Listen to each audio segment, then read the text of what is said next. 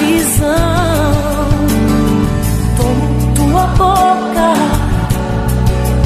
profetiza, filho do homem. Tomo teu coração e derramo a unção sem limite. Tomo teu ser, levanta-te, levanta-te, levanta-te, diz o Senhor. Te chamei, filho meu, para ser vencedor. Te tirei de trás das malhadas, como fiz com Davi, com meu óleo te ungi, pra reinar e vencer as batalhas. Eu te ajudo, te sustento, sou teu escudo, sou o teu Deus.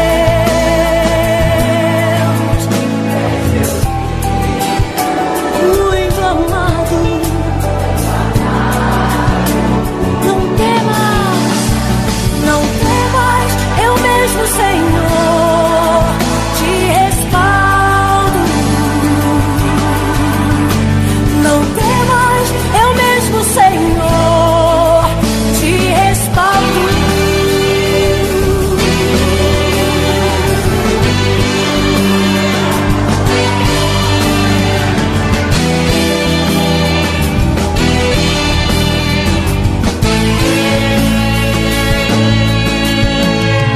Como os teus olhos, ponho em ti a minha visão.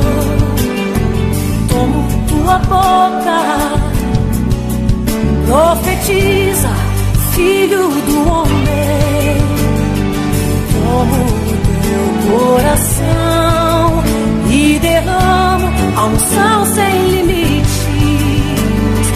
Tomo teu ser, levanta-te, levanta-te, diz o Senhor. Te chamei, filho meu, para ser vencedor. Te tirei de trás das malhadas, como fiz com Davi, com meu óleo te ungi, pra reinar e vencer as batalhas. Eu te ajudo, assim ele nos diz, te sustento. Sou o teu Deus, sou o teu Deus. És meu filho, muito amado.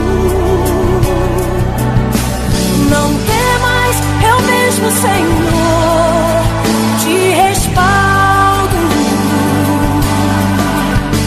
Não temas, eu mesmo, Senhor, te respaldo.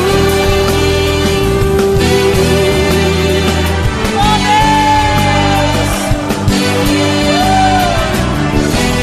nós cremos, Senhor, por isso te dizemos, me ajuda, me ajuda, me sustenta. És meu escudo,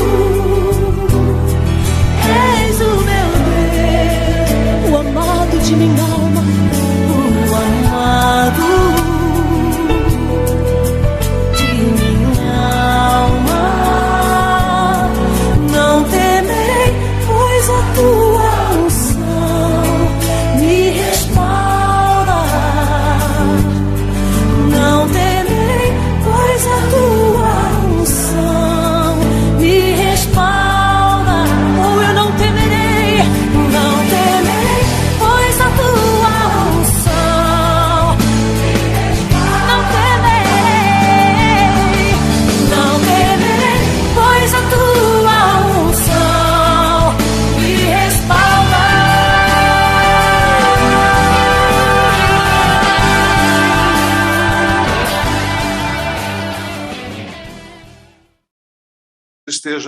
esteja com ela, com elas. Vamos orar então, gente, para nós podermos iniciar nesse momento? Senhor, te damos graças por essa oportunidade que temos, pela alegria de estarmos juntos, pela alegria de receber pessoas que nos trazem, ó Deus, também alegrias, trazem presentes para Mabel, trazem alegria ao nosso coração, faz esse contato. Te louvamos pela vida desses irmãos, dessas irmãs. Também te pedimos, Senhor, neste momento, pela vida da Ilza, onde ela está agora, em recuperação. Senhor, que ela possa estar tendo um atendimento perfeito dos médicos, mas o principal atendimento do Senhor, recebendo a cura, recebendo a restauração completa da sua mão, do seu braço. Também, ó Deus, irmã Dinalva, que se encontra adoentada, nós queremos entregar a tua serva nas tuas mãos, te pedir a tua proteção, o teu bálsamo sobre a vida dela agora, em nome de Jesus. Clamamos por isso, te pedimos, Senhor, por esta nossa conversa de hoje, por esse estudo de hoje, que haja entendimento da tua vontade na nossa vida, aquela vontade que o Senhor se manifesta em nós, que o Senhor fala conosco, que o Senhor fala através da palavra, que nós entendamos isso. Alguns motivos que nós temos, ó Deus, para entender neste tempo difícil a tua vontade em nossas vidas, é o que nós oramos, em nome de Jesus. Amém e amém. Amém. Você pode dizer amém aí, gente? Amém, amém, pastor. Amém. Amém. Amém. Amém. Amém. Amém. Amém, pastor. Muito bem. Pois é, queridos, nós estamos vivendo um tempo, como você já sabe, um tempo que tem sido difícil esses últimos 2 anos. E as pessoas têm colocado, né, várias questões, inclusive em público, na própria internet, muitas vezes questionando, né, o que seja essa vontade de Deus. Né? E eu quero começar, nesta noite, a gente conversando sobre Tiago 4,13. Você que está com a sua Bíblia aí, seu caderninho, seu iPhone, seu iPad, anota aí os nossos textos para que você possa trabalhar depois. Tiago 4,13, ele fala das arrogantes pretensões que muitas vezes nós temos. Eu quero começar exatamente por aí, né? Para depois nós falarmos desses 2 tipos da vontade de Deus, que são o tema. São o tema que nós vamos, do meio para o final, trabalhar no capítulo 20, no capítulo 21 de Atos. E ali eu vou mostrar 5 pontos para vocês. 5 pontos que o cristão coerente com a vontade de Deus, ele deve ter.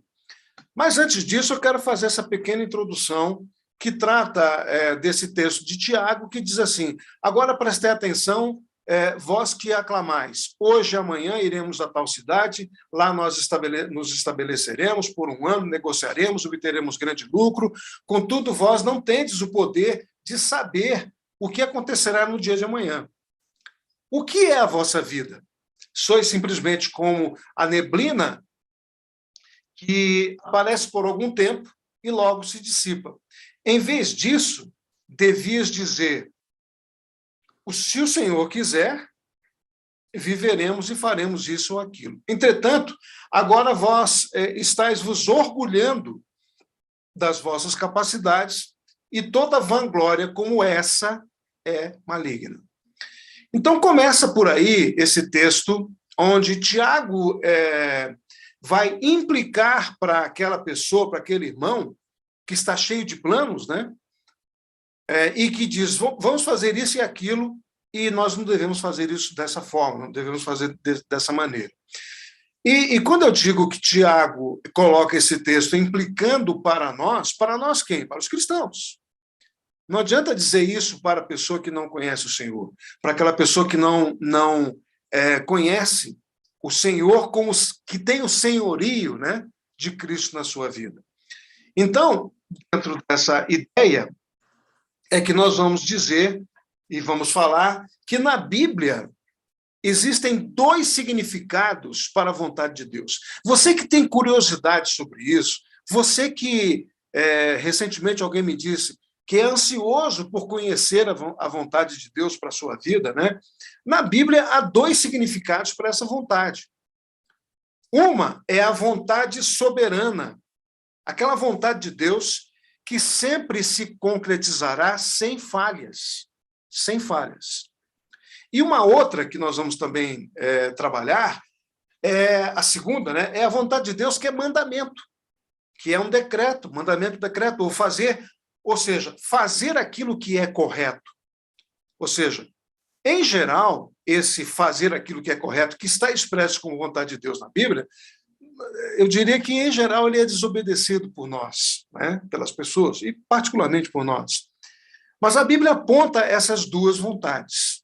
Então, há textos que representam essa vontade soberana de Deus. Aquilo que vai acontecer, mesmo que caia canivete aberto, né, na terra, mesmo que caia fogo do céu, é aquilo que vai acontecer, não importa o que aconteça, não importa o que estiver as circunstâncias. E eu vou dar, então, um exemplo. Você que está anotando, anote esse exemplo de Mateus 26, 39. Ok? É Jesus no Getsêmani. E ele diz, se possível, passa de mim este cálice, mas seja feita a tua vontade. Vamos entender esse texto para entender, então, também esta vontade soberana de Deus Pai. É o próprio Jesus, Filho, falando com Deus Pai. Isso significa que Jesus sabe, ele tem a noção clara que o plano soberano de Deus, da sua vontade, irá acontecer. Ou seja, falando claramente, Jesus vai morrer em sua natureza humana. Ele sabe disso. Mas Jesus também, como nós, na sua natureza humana, está dizendo, eu não gosto de cravos e pregos que atravessem o meu corpo. Qualquer um de nós diria isso. Jesus também estava dizendo, ele não disse isso explicitamente, mas estava dizendo isso. Na minha natureza humana, eu não gosto de cravos e pregos atravessando o meu corpo. Eu sou como gente comum e normal que não gosta disso. O pastor e conferencista John Piper, ele diz que não há pecado em se dizer isso. Não há pecado na nossa natureza humana nós alistarmos essas condições que são contra nós. Por quê? Porque Jesus está dizendo também, mas eu sei que o Senhor tem um plano. Então, realize o seu plano. Essa frase, essa semana, ela me impactou muito. Ela falou no meu coração e eu pude orar ali diante de Deus sobre isso. Senhor, eu sei que o Senhor tem um plano na minha vida. Então, independente das circunstâncias, da dor, da dificuldade, dos cravos, né, nas mãos, realize o seu plano. O Senhor tem liberdade para realizar o seu plano. Assim como Jesus estava dizendo isso, faça-se a tua vontade. Então, essa é a primeira vontade de Deus. Aquela que é soberana, que vai acontecer.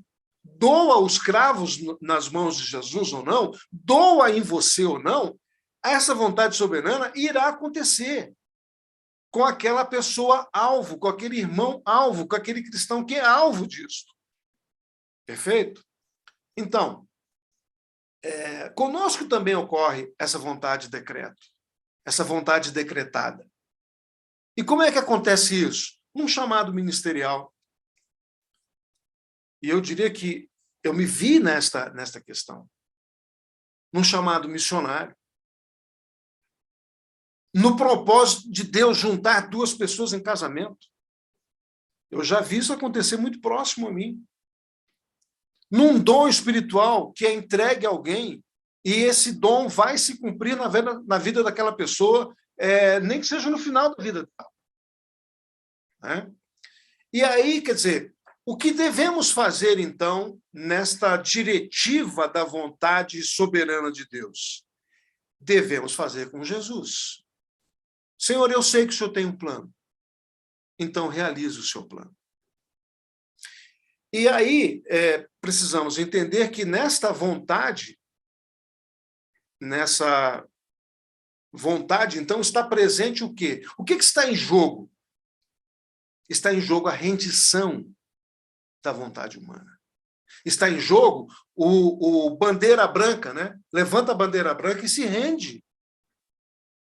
Aliás, isso aconteceu comigo. alguns anos atrás, eu falei, Deus, eu me rendo. Eu me rendo. Bandeira branca, eu me rendo. Então está implícito isso. Essa rendição da vontade humana. Muito bem, no caso de Jesus, aquele cálice, né, onde era um cálice de fel amargo, era um cálice que falava de sofrimento, que falava de morte, mas falava também da ira de Deus contra o pecado, não contra o seu filho, mas contra o pecado. E Jesus está dizendo, se o senhor tiver um plano B, eu aceito, eu quero. Porque, embora sendo filho, o texto de Hebreus vai dizer, né, quem estudou Hebreus vai se lembrar disso, que, embora sendo filho, Jesus aprendeu pelo sofrimento e com obediência. O texto é claro, dizendo que ele aprendeu pelo sofrimento com a obediência dele. Ou seja, foi aperfeiçoado. Ora, se Jesus foi aperfeiçoado por esse sofrimento, pela obediência segundo a vontade de Deus, por que nós não também seríamos aperfeiçoados, muitas vezes passando por sofrimentos? Nestas circunstâncias, da vontade de Deus soberana na nossa vida. Então, Jesus foi aperfeiçoado. E aí o texto de Hebreus vai dizer que, desta forma, porque ele foi aperfeiçoado e foi obediente, ele pode e pôde, são os dois sentidos, ele pode e ele pôde ser o autor da salvação a todos que lhe obedecem. E aí está o ponto, porque o mundo não vai entender, o sistema maligno do mundo, as pessoas que não receberam a Cristo, elas não vão entender como é que o cristão obedece à vontade de Deus nestas condições. Como é que Jesus foi para a cruz nessas condições e obedeceu e sofreu com obediência, e por isso ele foi, então, o autor e consumador da nossa fé. Jesus estava dizendo ao Pai, será que tem um jeito de evitar isso, Pai? Mas seja feita a tua vontade, não a minha. É interessante porque o texto mostra lá do Getsemane que Jesus se ajoelha para fazer essa petição. Enquanto os discípulos ali, os 3 que foram juntos, começam a cochilar, né? Jesus se ajoelha. E isso reflete uma atitude de rendição. Essa é a questão. O próprio Jesus se ajoelha se rendendo àquela vontade soberana do Pai. Aquela que vai acontecer impreterivelmente. E essa atitude de Jesus de rendição não é a mesma atitude, então, arrogante e pretensiosa que foi citada por Tiago e que abrange a nós, que fala conosco diretamente, porque nós, muitas vezes, não queremos tomar a nossa cruz, evidentemente, né?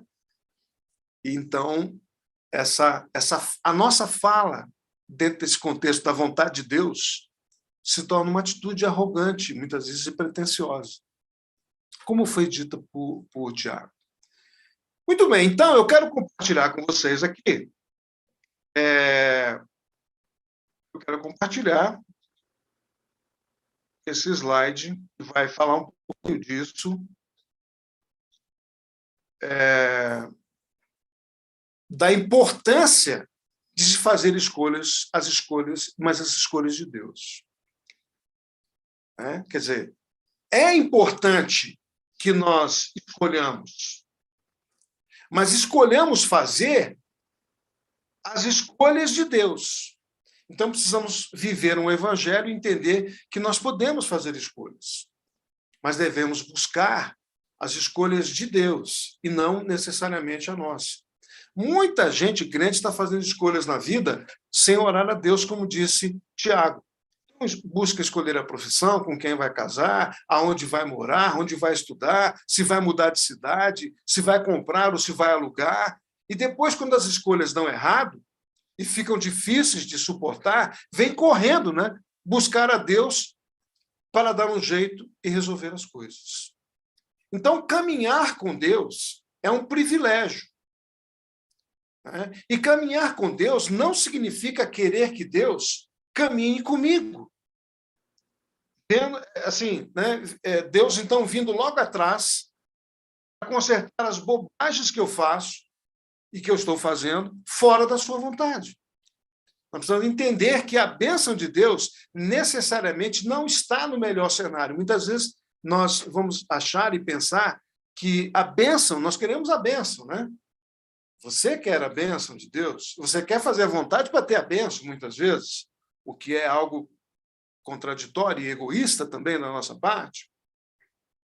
Mas muitas vezes a bênção não está no melhor cenário, principalmente aos nossos olhos. Às vezes o cenário é complicado. Você quer ver isso? E aí eu quero compartilhar com você essa pergunta. Onde é que está a bênção de Deus? Onde é que você... Como é que você responderia a essa pergunta? Onde está a bênção de Deus na sua vida? Ou, de uma forma geral? Como é que você responderia? E eu quero te mostrar algumas histórias. Antes de nós entrarmos em Atos, para definirmos essa questão da vontade de Deus, eu quero te contar algumas historinhas aqui. Acompanha comigo. Veja a história de Abraão e Ló. Os pastores de Abraão começaram a brigar. E Abraão diz para Ló, escolhe o lugar que você quer ir. Pode escolher. Não tem problema. Escolhe aí. Abraão não fez questão de escolher o melhor cenário, o melhor pasto, o melhor campo para as pastagens dos seus animais. Abraão ficou com a sobra, porque Ló pegou a parte boa. Abraão se tornou, para nós, na Bíblia, um mestre na resolução dos conflitos. E ele está dizendo, não importa aonde eu vou, se é à esquerda ou se é à direita, se é para um lugar ou se é para outro. Eu não dependo do cenário. Se eu estiver alinhado com Deus e obedecer a Ele, a bênção virá no cumprimento da vontade e do propósito de Deus na minha vida. Então, veja que não foi o melhor cenário. Então, essa era uma certeza de Abraão, de que aonde ele fosse, porque ele vivia em contato com Deus, né, a certeza dele o coloca, inclusive, posteriormente, né, depois desse evento, ele foi chamado de o pai da fé. Então, caminhar com Deus é um privilégio nessa questão de descobrir a vontade. Muita gente quer descobrir a vontade de Deus, mas não quer caminhar com ele, quer seguir na frente e Deus vindo, como eu disse antes, Deus vindo atrás consertando as bobagens que está fazendo. Não é assim. Vamos para o segundo exemplo. O exemplo é na família. Isaac, filho de Abraão, Gênesis 26. Você que está com a sua Bíblia aberta, aí pode abrir lá Gênesis 26 e que você vai ver isso exatamente. Ou seja, Isaac, filho de Abraão, estava numa região com grande escassez de alimentos. Quando você lê o texto de Gênesis 26, você vê uma história ali de Isaac com Deus. Ele estava numa região com uma grande escassez de alimentos, com fome, a fome estava campeando naquele lugar, como já tinha acontecido, inclusive, no tempo de Abraão. E por esse motivo, Isaac sai, pega suas coisas, começa a sair e vai para uma cidade chamada Gerar, que é na terra dos filisteus. Okay? Lá, o Senhor aparece para Isaac e dá uma orientação para ele. E diz assim, não desças ao Egito. Fica implícito a ideia de que Isaac queria ir na direção do Egito. E Deus diz para ele, não desças ao Egito, fica na terra que eu te indicar. Que necessariamente, talvez não fosse nem aonde ele estava, que era a cidade de Gerar. E ele diz assim, Deus diz para ele, habita nessa terra que eu te abençoarei, pelo juramento que eu fiz com teu pai Abraão. Isaac, o que ele fez? Ficou, obedeceu, se rendeu à vontade de Deus, mesmo diante de uma situação de cenário difícil, de fome, de uma terra que não produzia nada. E ele ficou naquele lugar.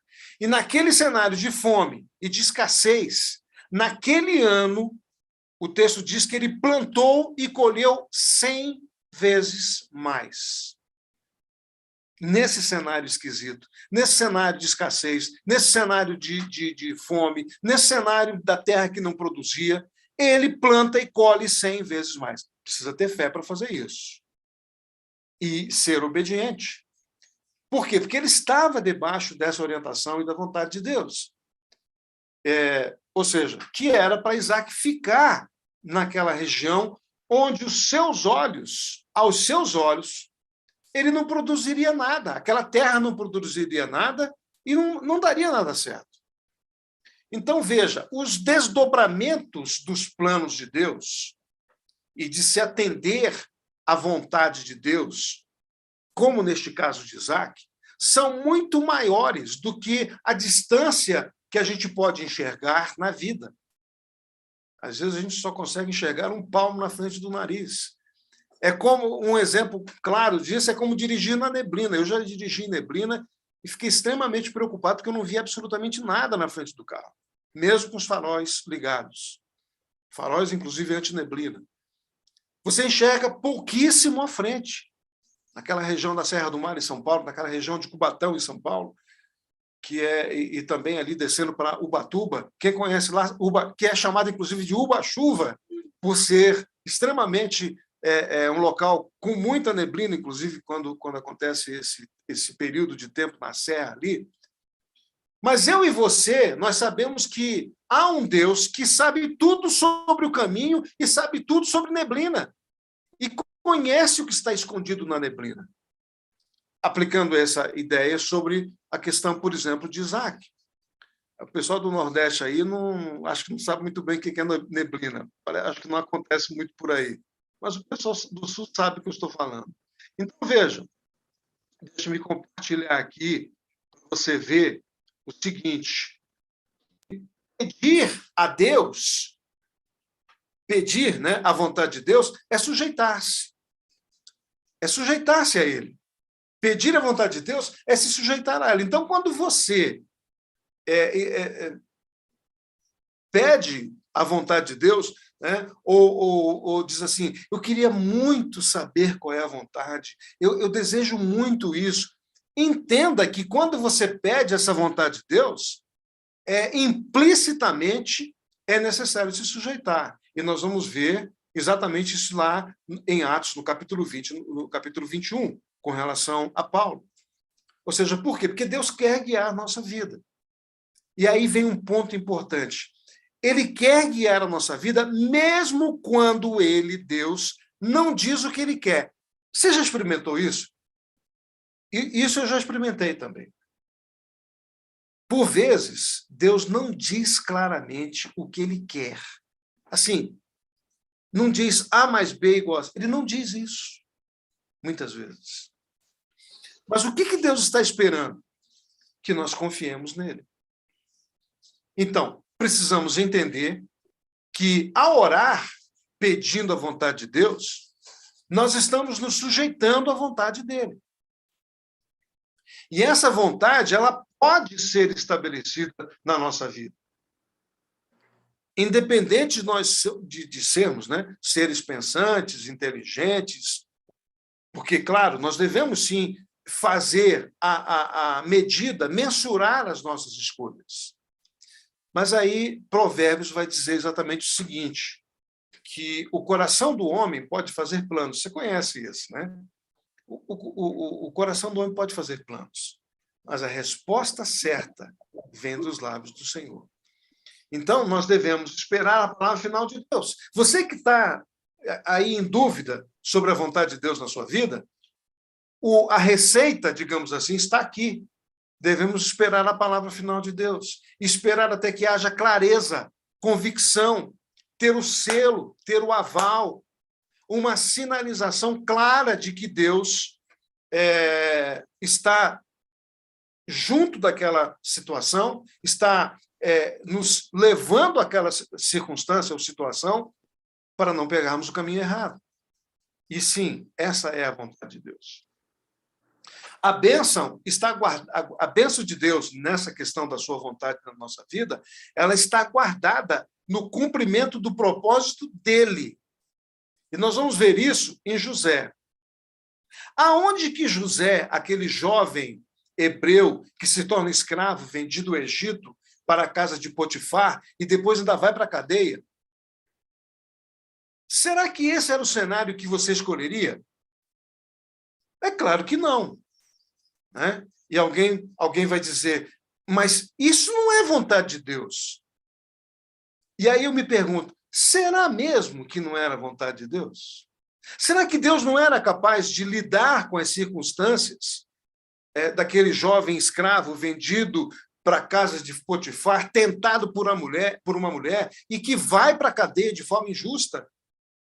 Será que Deus não estava por trás de tudo aquilo? Que alguém vai dizer, não, isso não era vontade de Deus.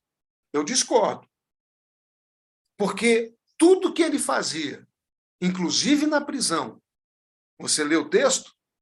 Você lê o texto da história de José em Gênesis? O texto diz que, inclusive na prisão, ele prosperava porque Deus estava com ele. E o abençoava em tudo quanto ele fazia, incluindo a prisão. O carcereiro Mor, o gerente, né, da carceragem, entregou tudo nas mãos de José. Certo? E aí, quando José é promovido e exaltado, alguns podem até dizer, né, hoje e naquela época, foi pura sorte. Mas quando se olha para trás, e quando José olhou para trás na sua vida, o que foi que ele viu na sua história? José está agora colhendo os frutos de anos e anos de rendição, de bandeira branca, de submissão à vontade de Deus. Então, nós entendemos que o plano de Deus foi maior do que o mal que fizeram a ele. Certo? Ou seja, Deus faz todo o bem para todos aqueles que andam e amam segundo o seu propósito. É interessante a gente pensar que Deus consegue calibrar as coisas no meio do caminho, independente de ser ou não ser um cenário bom e favorável. Deus é o único que pega o estepe, troca o pneu furado do carro com o carro andando. Né? É o único que consegue fazer isso. Pega o pneu, tira lá do porta-mala, troca com o carro andando e as coisas continuam acontecendo. Só Deus faz isso. O que eu estou querendo dizer? Né? Você que já trocou pneu de carro na estrada. A vida está correndo e Deus está trocando, ajustando, tirando coisas, colocando coisas, pegando ferramentas para ajustar situações na sua vida e fazendo acontecer, porque a vida não para. A vida não para. Então, o que acontece? A gente quer a bênção, quer sair na frente, muitas vezes, como eu disse antes, e esperamos que Deus siga a gente, fazendo os milagres e consertando as coisas que nós decidimos fazer por nossa própria conta. Mas eu quero te dizer que a bênção está em seguir o propósito de Deus. Ou seja, a pergunta que nós podemos fazer é: Deus concede o que nós pedimos? Talvez a grande pergunta que você esteja se fazendo, você que está me vendo aí agora e posteriormente, depois quando você vê essa mensagem, a pergunta é: Deus concede o que nós pedimos? Eu quero te dizer que Deus quer ir à frente, abrindo portas, abrindo caminhos, desenrolando os nós que nós mesmo muitas vezes fazemos, né? Porque nós somos servos e devemos segui-lo. Deus quer ir à frente. Ele sempre quer ir à frente. O problema é que nós não deixamos. A gente quer tomar as iniciativas.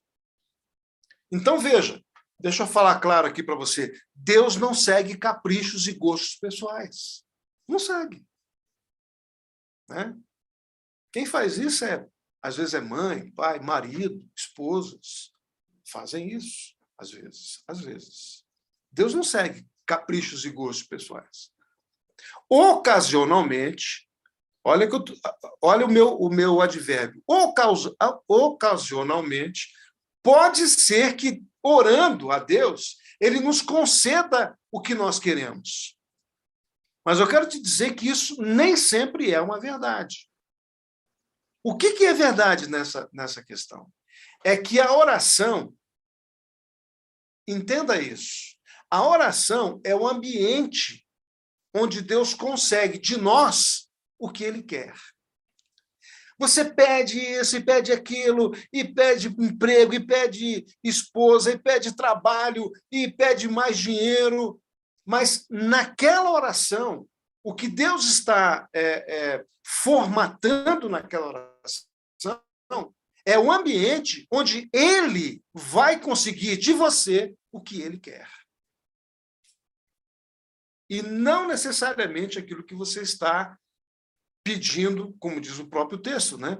Muitas vezes, porque vocês não sabem pedir. Pedis para vossas vãs tentações e as vossas vãs imaginações. Então, veja, voltando lá em Jesus, foi o que Jesus fez no Getsêmani. Faça-se a tua vontade. Naquela oração sacerdotal de Jesus, no Getsêmani, naquela oração ali, o ambiente ali é onde Deus está conseguindo, apesar da tristeza do filho, acabar de formatar nele o seu próprio desejo de que ele viesse a morrer na cruz. Percebe? Muito bem. Um outro exemplo é o exemplo de Jacó, que é interessante nós pensarmos. Jacó, filho de Isaac, você vê que é uma questão familiar. Abraão, Isaac, Jacó. Os três grandes pais da fé.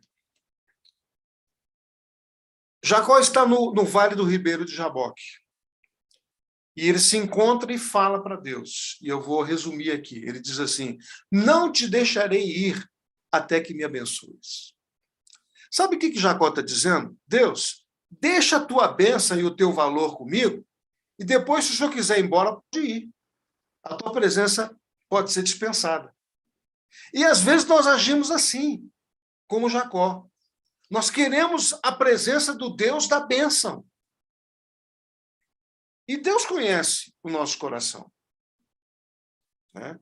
Mesmo na oração que nós fazemos, Deus está ali vendo o que nós falamos na oração e aquilo que verdadeiramente está na minha motivação para estar ali orando a Ele. Então, voltando em Jacó, Deus, bem antes desse evento do Jaboque, Deus já tinha dito para Jacó que não o abandonaria. Muito antes de Jacó dizer que não o deixaria ir sem ficar com a bênção. Muito antes disso, Deus já havia dito: eu vou me manifestar a teu favor antes que você mesmo diga. Então, veja, eu estou dando alguns exemplos aqui, bíblicos, sobre vontade de Deus e as nossas vontades, né? E que pode se encaixar com aquilo que nós estamos vivendo hoje. Então, eu quero dar mais um exemplo. Ao contrário de Jacó, a sua Bíblia aí, lá em Êxodo 33, 14 e 15, anota aí ou abre lá. Êxodo 33, 14 e 15, é a história que acontece entre Moisés e Deus logo após o bezerro de ouro. Lembra da história do bezerro de ouro, né? Que foi feita ali pelo irmão de Moisés, por Arão, e tal, e o povo se contaminou, estavam colocando ali o bezerro já como se fosse o Deus que tivesse tirado o povo do Egito. Logo depois dessa história, no capítulo 33, numa conversa de Moisés com Deus, Moisés diz assim: Senhor, é engraçado que é como se Moisés desse uma decisão em Deus. Eu não teria coragem de fazer isso. Mas Moisés tinha cacife, né? Tinha condições de fazer isso, porque andava com Deus. Ele diz assim: Senhor, se o Senhor não for conosco, nós não iremos. Pode ler no texto lá, entre os versículos 14 e 15, que você vai ver isso. Se o Senhor não for conosco, nós não iremos. Porque Deus tinha dito: vocês vão lá, entrem no deserto, eu vou dar a terra que eu prometi e tal, mas eu não vou com vocês. Vou mandar um anjo, ainda disse isso, vou mandar um anjo. E Moisés falou categoricamente, quase que botando Deus no canto da parede, né? Se o Senhor não for conosco, nós não vamos. O que eu quero extrair daí o que Moisés está dizendo? Ele está dizendo que o maior interesse de Moisés era que o Senhor fosse a liderança. O seu maior interesse era o próprio Deus, e não aquilo que o Senhor poderia fazer, ou a bênção de Deus. É um comportamento, é uma atitude contrária àquela de Jacó. Contrária. Então, se o Senhor não for o que pode ser lucro, ele está dizendo isso. Pode virar prejuízo. A Bíblia diz que os caminhos, logo depois desses eventos, a Bíblia diz que os caminhos para conduzir o povo foram revelados a Moisés. E isso faz a diferença, então, tanto para Moisés quando nós nos posicionamos.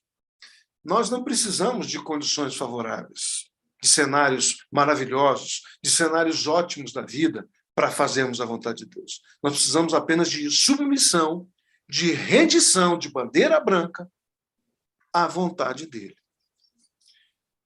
Muito bem. Então, para onde é que Deus está nos levando? Deus tem levado você? Deus tem direcionado a sua vida? Para onde é que ele tem te levado?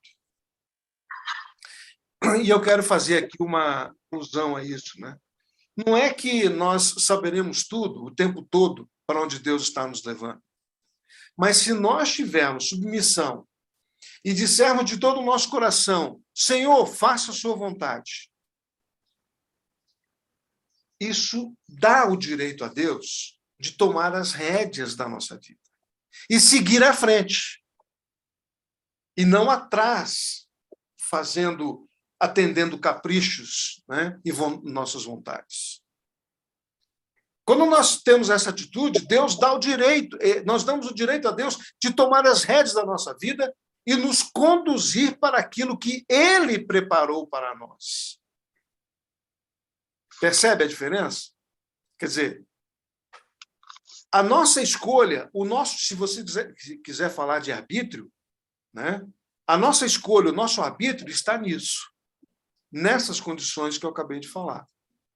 Então, queridos, vamos parar, né, de inverter as situações e achar que nós somos senhores da nossa vida e que Deus está a nosso serviço. Vamos parar de achar que nós escolhemos o que queremos e Deus que se resolva lá e que venha atrás de nós, consertando tudo aquilo que nós fizemos de errado.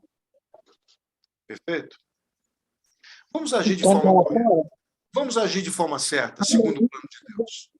Mesmo quando o cenário... Não, não tem áudio, Vi. Gente, Lá por fora favor, não tem áudio. desliga o seu microfone, por gentileza. Nós estamos em aula, desliga seu microfone, por favor. Vamos agir de forma, então, certa, segundo o plano de Deus. Mesmo quando o cenário não é favorável. Mesmo quando não é tão bom, porque nós sabemos como termina a história. Então, vamos permitir que Ele, Deus, seja Senhor das nossas vidas. E agora eu quero começar a tomar a direção de Atos. Depois dessa introdução, digamos assim, eu quero tomar como base o texto de Atos, capítulo 20. Então, vai lá em Atos, no capítulo 20, e nós vamos, então, desenvolver a seguinte questão, de que Paulo está ali, você já viu isso no capítulo 20, Paulo resolve fazer uma longa viagem de volta para Jerusalém. Depois da sua terceira viagem missionária, que nós trabalhamos, inclusive, até a última das nossas aulas, na nossa conversa, ele resolve, então, retornar para Jerusalém, e aí ele começa a mostrar uma certeza de que ele estará e está cumprindo a vontade de Deus nesta volta para Jerusalém. É aí que entra exatamente os pontos que nós vamos trabalhar a partir dessa nossa introdução. Ok? Então, quando ele embarca lá no capítulo 20, em Mileto, capítulo 20, capítulo 21, Paulo inicia, então, essa etapa da viagem de volta a Jerusalém. Paulo já estava informado a respeito dos perigos que o esperavam, mas em nada disso diminui a sua determinação de chegar em Jerusalém. O relato de Lucas destaca 2 locais nesse trajeto, Tiro e Cesareia. Então, nestas cidades, ele recebe advertências, conselhos para mudar os seus planos para não ir para Jerusalém. Mas Paulo simplesmente diz, eu estou pronto. Ou seja, ele tinha uma completa disposição e não se preocupava com os perigos. E nós vamos ver isso mais à frente com alguns textos bíblicos que que nos apontam essa questão de Paulo estar trabalhando segundo a vontade de Deus, mesmo diante dos perigos. Ou seja, ele tinha o objetivo de entregar, nós já vimos isso, inclusive, na última conversa nossa, na última aula, que ele tinha o objetivo de entregar aos irmãos pobres, os pobres e os carentes de atenção em Jerusalém, aquela oferta graciosa de todas as igrejas por onde ele tinha passado. Um outro alvo de Paulo também, nesse seu retorno para Jerusalém, com este gesto de levar as ofertas, era aproximar, em definitivo, as duas correntes de cristãos. Os gentios cristãos, por onde ele tinha passado em várias cidades de igrejas gentias, né? E os judeus cristãos que estavam ali em Jerusalém. É evidente que nessas igrejas por onde ele passou também tinha judeus cristãos. E ele queria aproximar esses dois grupos, porque a igreja de Jesus Cristo é uma só. Não é uma igreja dos judeus e não era uma igreja dos gentios. Então, Paulo tem esses dois objetivos. Mas, certamente, Paulo entendia que o Senhor desejava essa sua visita a Jerusalém. Era plano de Deus, era vontade de Deus, né? Ir a Jerusalém. Então, ele, convicto e certo dessa vontade de Deus, Paulo, por algumas vezes, rejeita os apelos para não ir e mudar os seus planos. Então, mesmo que os irmãos recomendando que não viajasse, Paulo prossegue no seu caminho, em sua perseverança. E agora eu quero que você abra aí 1 de Pedro 3,17. E eu quero que alguém leia, por gentileza, nesse momento que nós estamos introduzindo essa questão sobre Paulo. Eu quero trabalhar com essa ideia que está em 1 de Pedro 3,17. Enquanto eu tomo um golinho de água, você abre aí e lê, por gentileza.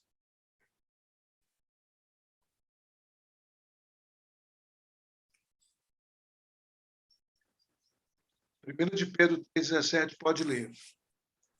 Porque melhor é que padeçais fazendo bem, se a vontade de Deus assim o quer, do que fazendo mal. Perfeitamente. Esse é o ponto que se correlaciona com aquilo que nós falamos antes naquela introdução. Né? Ou seja, melhor sofrer por praticar o bem, se isso for a vontade de Deus, do que fazer o mal. Martinho Lutero, numa das suas frases, ele diz: eu posso não saber e conhecer o caminho por onde eu me conduzo, mas eu conheço muito bem quem me guia. E essa frase de Martinho Lutero traduz a ideia do que eu falei antes, de que Deus vai à frente, então ele sabe qual é o caminho. Ele pode não conhecer, nós podemos não conhecer muito bem qual é o caminho da vontade de Deus para nós. Mas se Deus estiver à frente e eu confiar nisso, Deus é o guia fiel e poderoso para nos encaminhar. Então, agora nós vamos ver, nesse tema, que existem princípios e atitudes fundamentais na minha vida, na sua caminhada cristã, para essa vontade de Deus. Então, o que eu quero nesse momento? Eu quero discutir com você o seguinte lema. Eu vou colocar aqui esse lema e que nós vamos discutir agora. Que lema é esse? O cristão certo da vontade de Deus, quer dizer, ele tem certeza da vontade de Deus, ele rejeitará as circunstâncias que tentam impedi-lo de cumprir essa vontade. Então, Lucas, no capítulo 20 de Atos, ele escreve as declarações de Paulo na sua despedida para voltar a Jerusalém. No texto do capítulo 20, versículo 18, você pode ler aí. Queria que você lesse, para vocês poderem participar. Leia aí o versículo 18 do capítulo 20.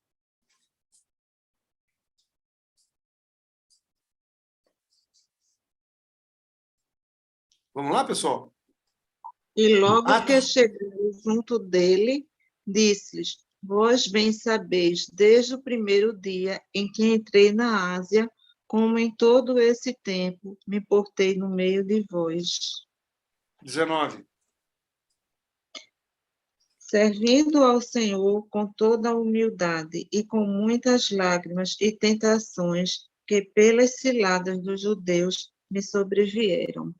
Perfeito. Então, ele vai dizer, né? Ele vai dizer que ele serve ao Senhor como um serviço, como se ele prestasse um serviço semelhante a um serviço de um escravo. De que ele nunca desprezou uma ordem do Senhor, ele se submeteu à vontade, ele se rendeu à vontade, nunca declarou os seus próprios direitos, nunca se queixou de nada. Ele estava dizendo: eu fui um escravo obediente o tempo todo, com humildade da mente, com humildade, né, de se colocar sob a inspiração da mente de Deus. Não houve pensamentos de Paulo em benefícios próprios no serviço, né? Ou seja, o que ele queria atender? Atender o desejo de estar debaixo da vontade de Deus, para que Deus o aceitasse como servo e que os irmãos não rejeitassem o seu serviço. Então, diante de tudo isso, diante de todo esse contexto que nós já temos visto em Atos, eu quero destacar com você 5 atitudes do cristão que é coerente com a vontade de Deus. E eu quero que você faça questão de anotar e faça não só isso, a reflexão de como é que você está nessas 5 atitudes. Como é que um cristão certo da vontade de Deus se coloca de forma coerente com essa vontade? A primeira delas, então, que você está vendo aí, é: submete os seus planos e sentimentos a essa vontade de Deus. Aí é onde mora o perigo. Perfeito?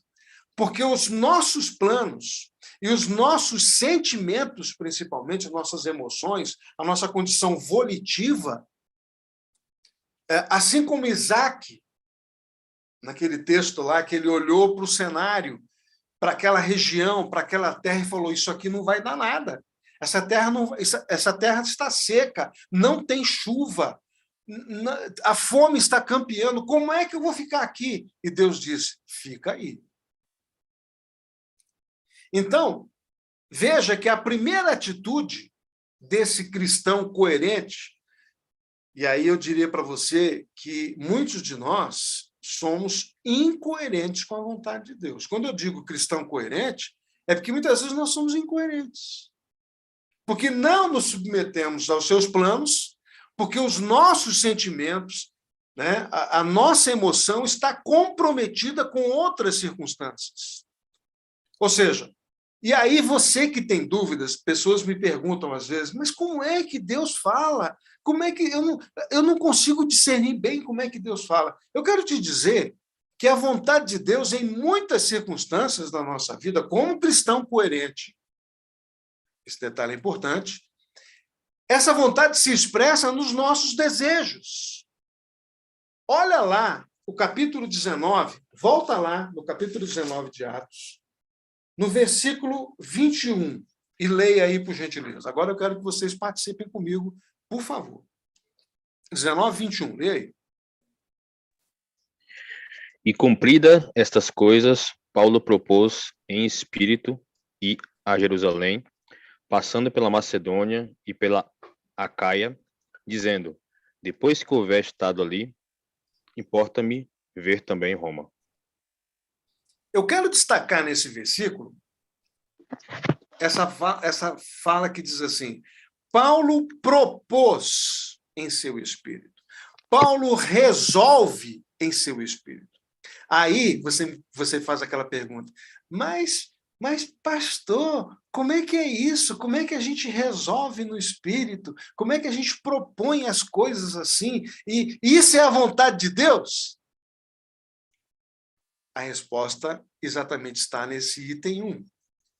Se você é um cristão coerente com a vontade de Deus, você submete os seus planos e sentimentos a essa vontade. E quando você faz isso, e o Espírito Santo ilumina a sua mente e traz alguma ideia, como trouxe aqui com Paulo, que resolveu em seu espírito, quer dizer, ele não resolveu na carne, né? Ele não resolveu só nas emoções, mas no seu espírito, juntamente com o Espírito de Deus, ele resolve voltar, tomar essa direção de voltar para Jerusalém e ir a Roma, como diz o texto. E isso acaba se cumprindo. Quando nós chegarmos lá no capítulo 28, você vai ver que isso se cumpre. Ok? E você vai ver que Deus tem a sua vontade expressa nisso, né? Então, o nosso espírito, complementando essa ideia, para você entender melhor, o nosso espírito, o espírito humano, pode ser tocado pelo Senhor. E o nosso espírito humano ser inspirado pelo Espírito Santo. O Espírito Santo habita em você, sim ou não? Habita, perfeito? Então, o nosso espírito pode ser tocado pelo Senhor, inspirado pelo Espírito Santo, e fazer com que nós tenhamos desejo pelaquela vontade de Deus na nossa vida. Entendeu? Entendeu como é feito essa trama, digamos assim? E eu quero te explicar isso num texto que, alguns anos atrás, eu entendi para a minha vida. Eu entendi. Filipenses 2:13. Eu quero que alguém abra e leia com toda a vontade aí Filipenses 2:13, porque aí está o foco. É aí que está o foco dessa questão. Vamos lá.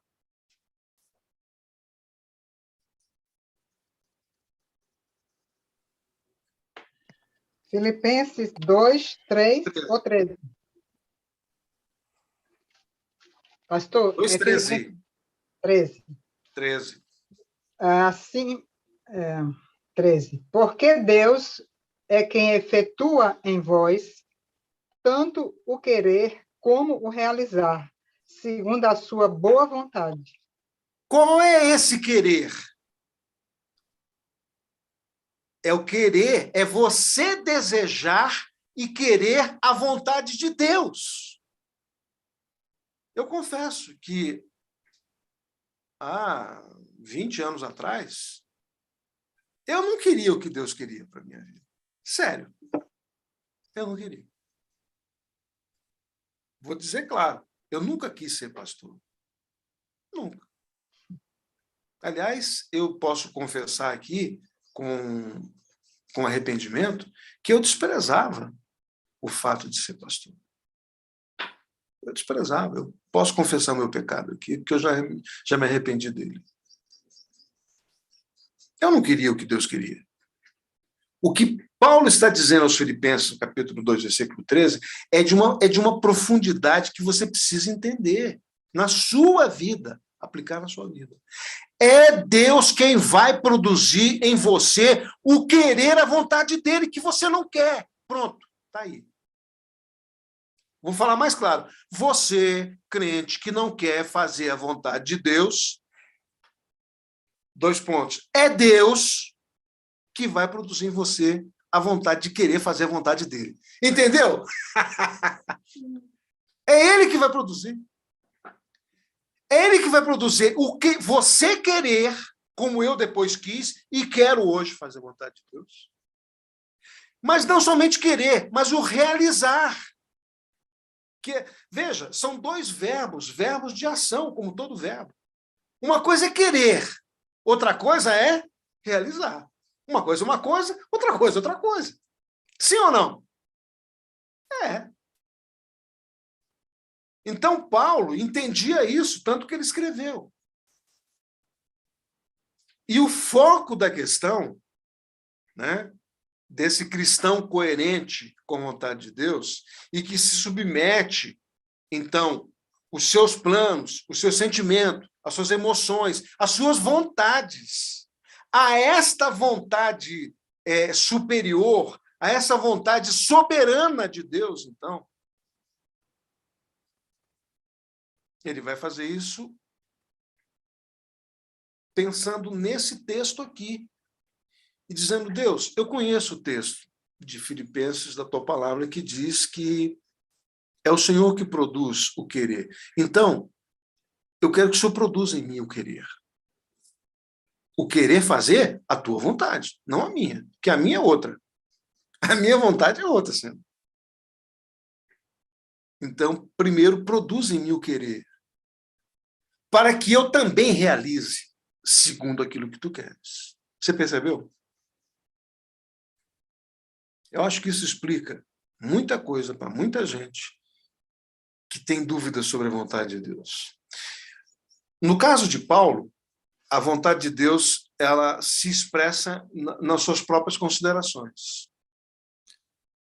Por exemplo, depois da decisão de voltar para Jerusalém, e depois ir para Roma, evidentemente, que foi uma consequência disso, ele envia a Macedônia 2 auxiliares, Timóteo e Erasto, e fica por algum tempo ali na Ásia, indo a Éfeso, a cidade de culto da deusa Diana, onde dá aquela confusão lá que nós já conversamos, do capítulo 18 ao capítulo 19. Então, ele vai alinhavando, ele vai arrumando, Paulo vai arrumando as coisas segundo esta vontade de Deus para cumprir a questão final, que era chegar em Jerusalém e de Jerusalém ir para Roma. Porque esta era a vontade de Deus. Aí você pergunta, mas como é que você sabe? Porque está escrito na Bíblia. Está escrito no texto de Atos, que a gente ainda vai ver, inclusive, até o final. Então, o cristão certo da vontade de Deus, ele submete os seus planos e sentimentos a essa vontade. E aí nós podemos trabalhar com o texto também de Paulo, de Romanos 12. Paulo é especialista nisso, né, em vontade de Deus. Ele é um especialista. Ele é um doutor nisso. Então, abre lá em Romanos 12, 2, que você já conhece de cor e salteado, como dizia a minha professora, né, que para experimentar a boa, agradável e perfeita vontade de Deus, é que prestamos um culto racional a Ele.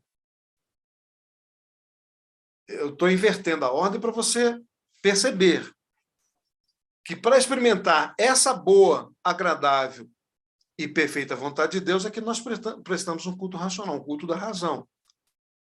Paulo raciocinou e entendeu que a melhor forma de unir, por exemplo, as duas correntes de crentes, de cristãos, tanto judeus cristãos como gentios cristãos, seria através da demonstração de que não havia barreiras entre eles.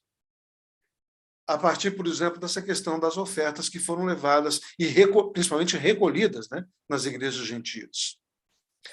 Muito bem. Então vamos para o segundo ponto aqui, né, que trata dessa vontade. Vamos compartilhar essa tela. O segundo ponto aqui, que diz o seguinte: o cristão coerente com a vontade de Deus, certo da vontade de Deus, ele tem um desejo profundo de cumprir essa vontade, que é aquilo que eu falei lá em Filipenses, que tem o desejo de realizar a vontade. Quer dizer, Deus já formatou dentro dele, o Senhor já formatou dentro dele o desejo de cumprir a sua vontade, que ele não tinha, digamos assim. E aí, isso é formatado dentro dele pela ação do Espírito Santo, e ele agora quer cumprir, ele tem agora um desejo profundo de cumprir com essa vontade. Então, o desejo de cumprir deve ser perseguido por nós, então, de forma diligente, né? Ou seja, lá em Atos 26, 21 e 22, quando Paulo está falando com o rei Agripa, que era uma celebridade, era um estadista romano, ele era amigo e genro do imperador Augusto, responsável pelos sucessos militares, ele era um cara, ele era uma celebridade da época, o rei Agripa. Ele está ali diante do rei, e através da honestidade consciente e a avaliação de circunstâncias positivas e negativas, né, e da dependência de Deus e seu aval, é que Paulo vai cumprir a sua vontade, a vontade diretiva de Deus na sua vida. E para nós funciona da mesma forma, né? Quer dizer, sendo honestos. O que é essa honestidade consciente? É falar para Deus, Deus, olha, eu não tenho vontade de fazer isso assim, segundo o que tu queres. Então, cria em mim, como diz lá o texto, desenvolve em mim essa vontade de fazer a tua vontade, né? Desenvolve em mim o desejo de fazer essa tua vontade, para que eu possa cumprir, né? Com o teu aval, com a tua dependência, cumprir a tua vontade. Então, esse desejo de cumprir a vontade de Deus faz com que a gente seja claro e também consciente das adversidades. Isso está, inclusive, na história de Paulo. Abre lá no capítulo 21, nos versículos 11 e 12. Então, Atos 21, 11 e 12. Veja que o profeta Ágabo, nesse texto, ele vai mostrar como é que prenderiam Paulo em Jerusalém. Como é que fariam essa prisão dele, né? Como é que ele seria preso em Jerusalém?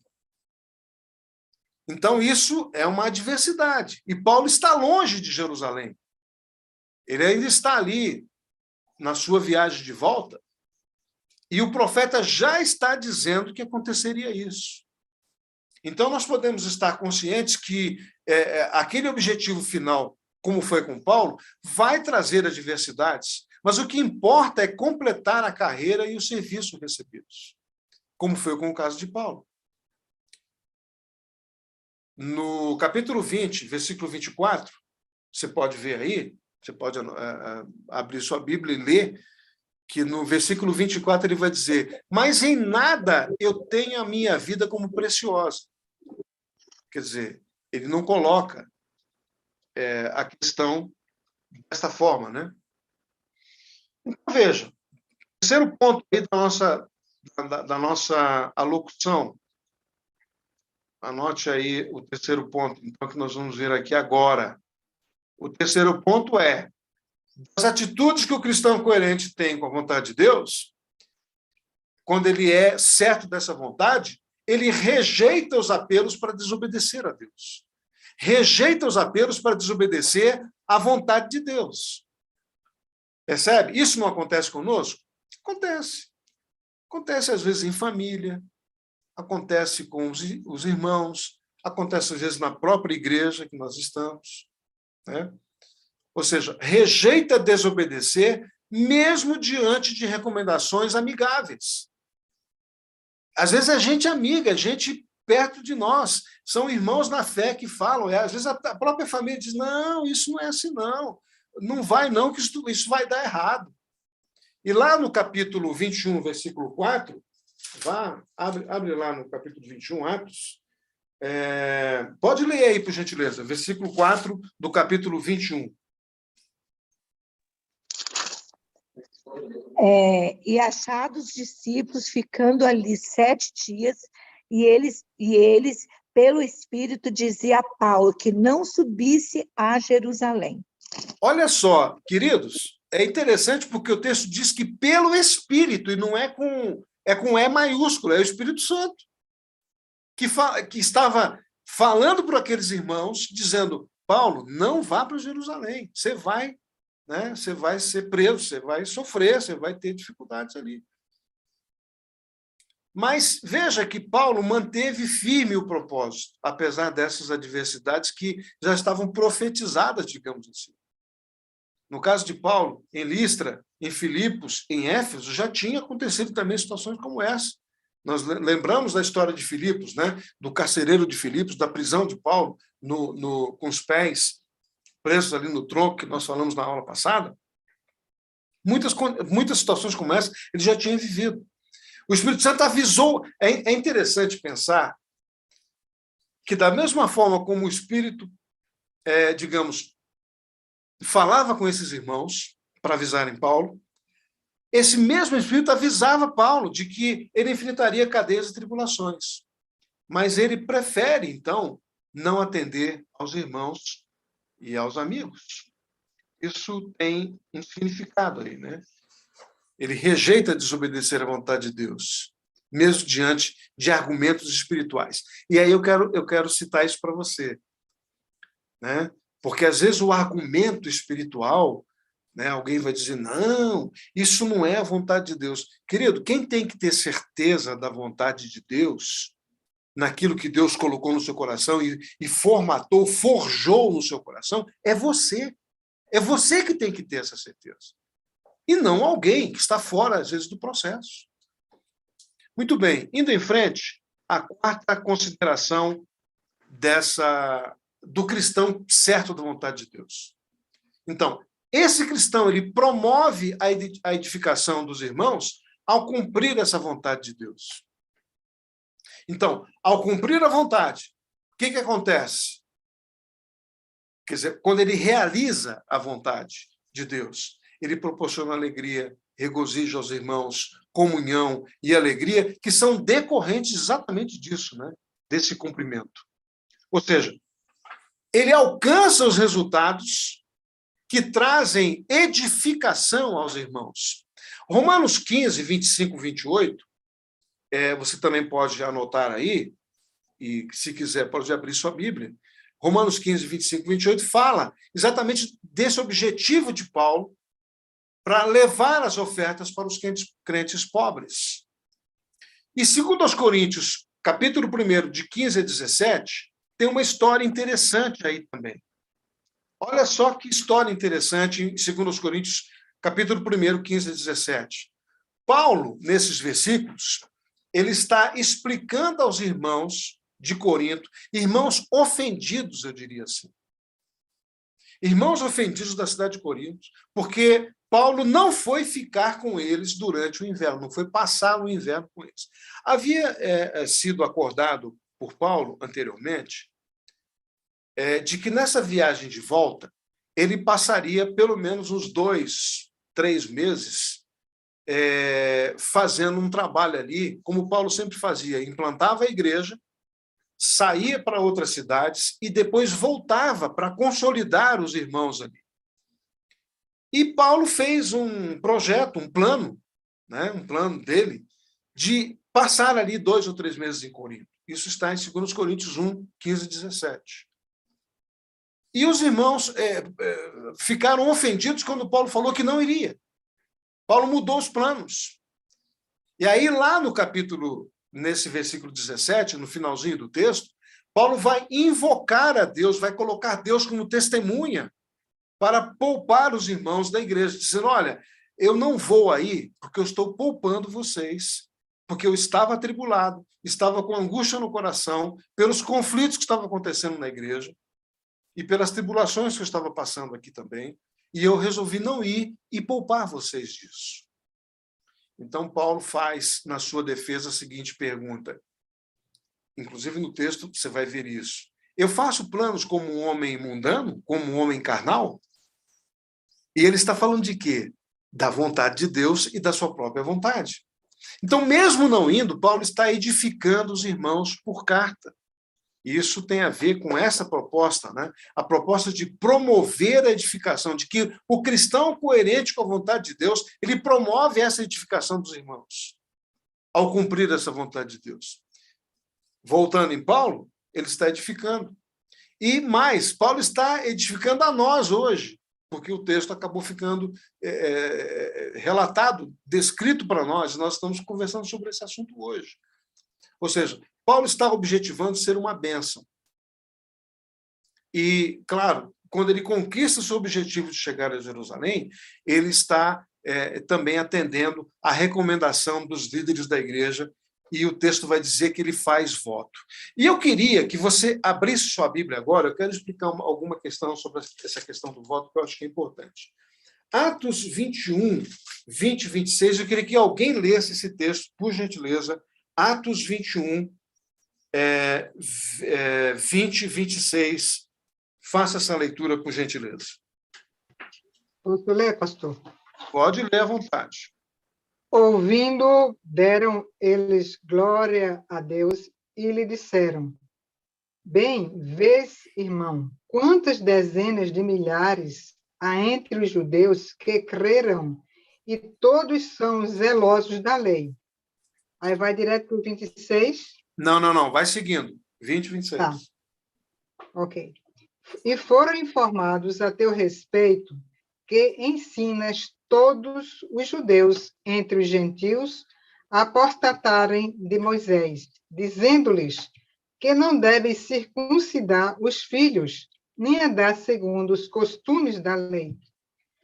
Que se há de fazer, pois? Certamente saberão da tua chegada. Faze, portanto, o que te vamos dizer. Então, estão entre nós 4 homens que voluntariamente aceitaram o voto.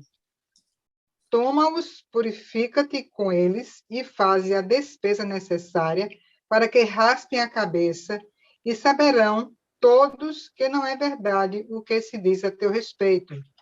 E que, pelo contrário, andas também tu mesmo guardando a lei.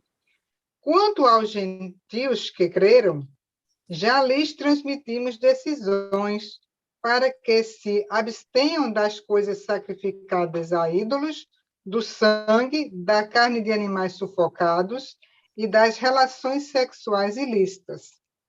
Então Paulo, tomando aqueles homens no dia seguinte, tendo se purificado com eles, entrou no templo, acertando o cumprimento dos dias da purificação, até que se fizesse a oferta em favor de cada um deles. Muito bem. Por que eu quero falar desse assunto com vocês? Porque isso tem a ver com essa promoção da edificação dos irmãos ao cumprir a vontade de Deus. Veja que o voto foi recomendado por Tiago, que era o apóstolo, né? O apóstolo em Jerusalém. E ele recomenda a Paulo o voto por causa dos perseguidores judeus. E também por causa dos crentes, né? Dos judeus cristãos, já que a vontade de Paulo era unir as duas correntes. Então, veja, agora eu quero trabalhar com você essa questão da edificação. Qual é o significado bíblico do voto bíblico? Muita gente, eu não sei se você já fez voto, né? Se você hoje, muita gente faz compromissos, propósitos com Deus, e eu quero dizer que isso é um fato ainda, acontece muita gente que faz propósitos com Deus, né? Mas eu quero explicar isso para você, dizendo que nas regras do voto do nazireado, né? Isso está lá em Números capítulo 6, de 1 a 21, que regulamenta esse nazireado. O que é o nazireu? Aquele que era consagrado, aquele que era separado, que fazia voto de estar a serviço de Deus, né? Que tinha os cabelos, então, raspados, muito semelhante àquela história de Sansão. Ele tinha os cabelos inicialmente raspados e, então, se permitia um período para que os cabelos voltassem a crescer. É exatamente o que Paulo vai fazer. E durante esse período, então, a pessoa do voto não podia beber bebida alcoólica, não aparava os cabelos, não tocava em qualquer cadáver. Então, toda a sua atenção se voltava para Deus como dedicação da sua vida. Então, quando os cabelos cresciam, ele cortava novamente, punha sobre o altar aquelas mechas de cabelos cortados, a fim de serem queimados. E isso era um símbolo de dedicação, da força viril ao Senhor, da força humana, da força do corpo. Por quê? Os cabelos fazem parte do corpo físico, e o ato de queimar aqueles próprios cabelos significava que aquele adorador estava entregando todo o seu ser a Deus. E nós podemos, então, também fazer uma comparação disso com o que o próprio Paulo vai falar em Romanos, né, sobre a dedicação do corpo físico. Lá naquele capítulo 12 que nós lemos. Rogo-vos, pois, irmãos, pela misericórdia de Deus, que apresenteis os vossos corpos por sacrifício vivo, santo e agradável a Deus, porque este é o culto racional. Muito bem. Como é que foi o voto de Paulo? No capítulo 21, que nós lemos 23 e 26, Paulo, aceitando o conselho do apóstolo Tiago, a respeito dessa sua chegada em Jerusalém, né, tendo em vista que ele foi perseguido em todos os lugares por judeus, né, a tentativa de Tiago é conciliar, de trazer uma conciliação através do voto de Paulo, mostrando para os irmãos judeus, né, como é que Paulo estava afinado também com as condições do que acontecia naquele momento, que estava acontecendo ali uma festa em Jerusalém. Então, Paulo aceita o conselho de Tiago, e esse aceitar significava o seguinte: ele teria que viver, teria que estar durante 7 dias em companhia de 4 indivíduos paupérrimos, numa câmara do templo, numa sala do templo, que era separada para esse propósito. Esta era uma parte do voto. Por isso, Tiago fala aquilo com ele, né? E mais, esse voto envolvia questões financeiras, porque a pessoa votante teria que pagar, por exemplo, como no caso de Paulo, que ficaria ali com aqueles 4 indivíduos paupérrimos, que tinham tomado voto também, né? Eles teriam que pagar as despesas por 16 animais que seriam sacrificados em holocausto. E também pagar pelas ofertas de manjares que acompanhavam ali aquela situação. Então, aquele ato de Paulo era um ato conciliatório para ver se necessariamente as coisas se encaixavam e os judeus, que em grande maioria estavam ali de todos os lugares por causa da festa, não cometessem algum ato desatinado contra Paulo. E também contra os judeus cristãos, evidentemente. Muito bem, por isso eu fiz questão de explicar essa questão do voto de Paulo, que eu acho que, às vezes, traz uma certa confusão, e a pergunta que nós podemos fazer hoje a respeito disso, sobre esse significado do voto bíblico, é se você já fez algum propósito diante de Deus, se você já fez algum voto, né? Lembrando o seguinte, né? Lá em Eclesiastes vai dizer o seguinte, Eclesiastes 5:5, anota aí, que é melhor não fazer voto do que não cumprir. Ok? Então, só completando a ideia aqui, você já fez algum voto? Você já fez algum propósito com Deus? E eu quero, assim, trazer essa ideia para hoje, que muita gente, às vezes, não entende muito bem isso. Mas alguns irmãos, algumas irmãs rapam o cabelo em sinal de propósito. Recentemente, nós conhecemos, conhecemos uma pastora, numa igreja aqui perto, que ela estava com os cabelos curtos, bem curtos, e nós pensamos, ela fez algum propósito, né? Se necessariamente não for uma questão de doença, é uma questão de propósito. E, de fato, nós depois havíamos conversando com ela, ela confirmou que foi um propósito feito com Deus, que é uma espécie de voto, ok? Muito bem. Uma outra pastora também, há uns 10 anos atrás, também fez um voto desse, e foi também uma situação semelhante. A pastora Ludmila, essa que faleceu na quinta-feira, há alguns bons anos atrás, também fez um voto propósito, e que tinha características semelhantes com relação a essa questão de rapar os cabelos, né? Muito bem, eu queria tocar nessa questão para você entender, e o fato é que nós precisamos ir para o nosso último ponto aqui, que o último ponto, que é esse, que eu vou mostrar para vocês aqui agora, que trata da última atitude, né? Não somente a última das atitudes sobre o cristão coerente com a vontade de Deus. Quer dizer, esse cristão, ele conquista vitórias pessoais ao cumprir essa vontade de Deus, né? Então, ao cumprir essa vontade, vem o quê? Vem o conforto do Senhor, vem a alegria do Senhor, vem as vitórias do Senhor.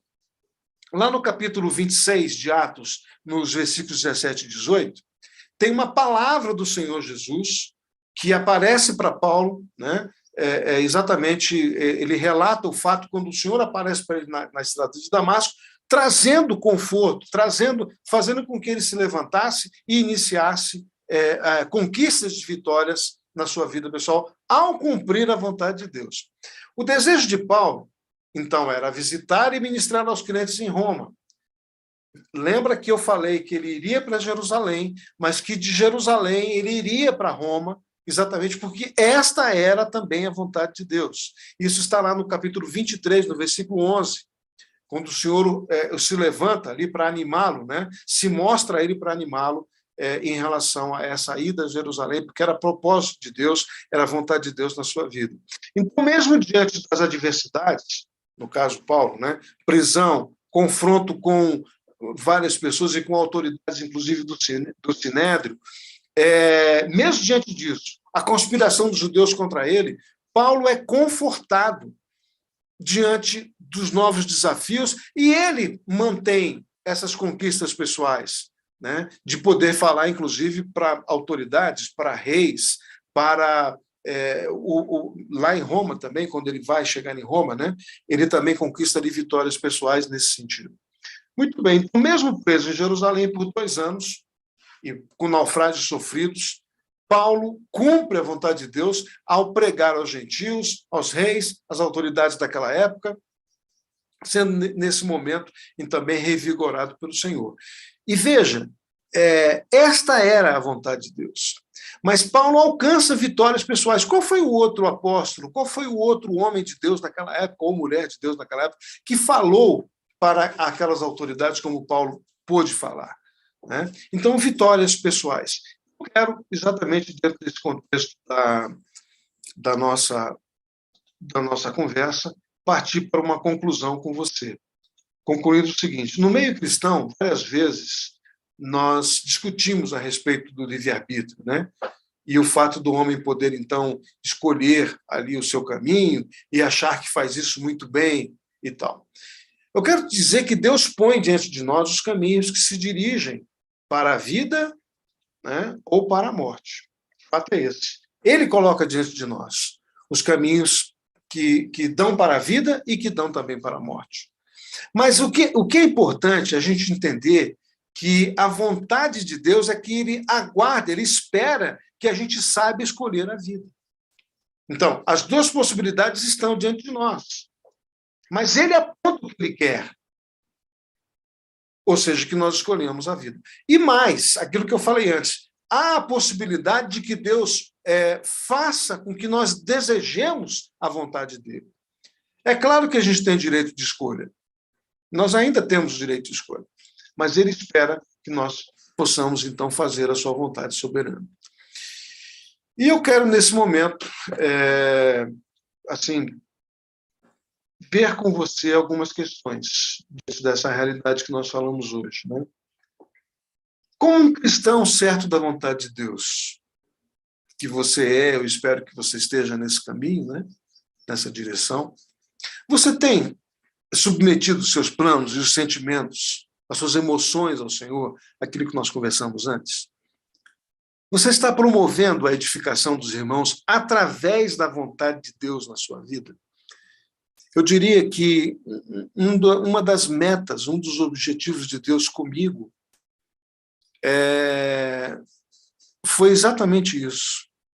Foi claramente isso. Uma certa vez, uma pastora me explicou claramente, e eu entendi claramente, por que eu deveria ser pastor.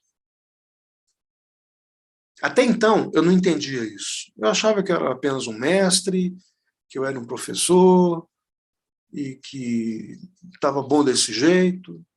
E numa oração, essa pastora, depois dessa oração, veio conversar comigo e ela me explicou e falou de uma forma, o Espírito Santo falou através dela de uma forma que eu entendi, que o fato de eu ser pastor iria promover a edificação de muita gente. E que muita gente só ouviria o que eu diria para dizer porque eu sou um pastor. Se eu fosse apenas um membro comum de uma igreja, as pessoas não entenderiam esta edificação do Senhor. Então, a pergunta que eu te faço é: você está promovendo essa edificação e aceitando e entendendo a vontade de Deus para a sua vida? Você tem tido um desejo profundo de realizar a vontade de Deus? Né? Aquilo que eu falei lá de Filipenses 2,13, que Deus vai... É Ele quem estabelece e formata dentro de nós o desejo de querer fazer a vontade e de realizar a vontade. E nessa nossa conversa final, nesse meu desafio a você, uma pergunta que eu te faço também. Você tem rejeitado os apelos para desobedecer à vontade de Deus? Às vezes, de gente próxima da família. Às vezes, de gente que está muito perto de nós e que Deus está nos levando por um caminho e alguém dizendo, não, não é por aí não, não faz. Então, você tem rejeitado, como Paulo rejeitou? Eu queria, nessa noite, dar assim um incentivo a você, eu diria desafiar você, a você falar sobre as conquistas, né? As conquistas que você tem tido, sobre as vitórias pessoais que Deus tem te dado ao cumprir a sua vontade. Então, eu gostaria, nesse momento, que a gente orasse, nesse momento de encerramento da nossa conversa, para que você possa falar e que a gente possa orar e colocar diante de Deus isso tudo que a gente ouviu aqui sobre a vontade de Deus. Eu espero que você tenha entendido. Espero que você tenha compreendido isso. Essas duas posições, que muitas vezes elas são conflitantes, mas ao mesmo tempo são concorrentes sobre nós, sobre a vontade de Deus. Vamos orar? Senhor, queremos orar agora, colocar diante do Senhor tudo isso que nós falamos, que os teus servos possam ter entendido. Ó Deus, se há dúvidas sobre isso, que o Espírito Santo possa saná-las e nós, na nossa discussão, possamos entender ainda mais sobre aquilo que é a tua vontade sobre nós. A tua vontade diretiva, permissiva em todos nós, aquilo que o Senhor tem permitido que nós façamos e entender aquilo que tu queres. É o que nós oramos em nome de Jesus. Amém e amém. Eu queria que, nesse momento,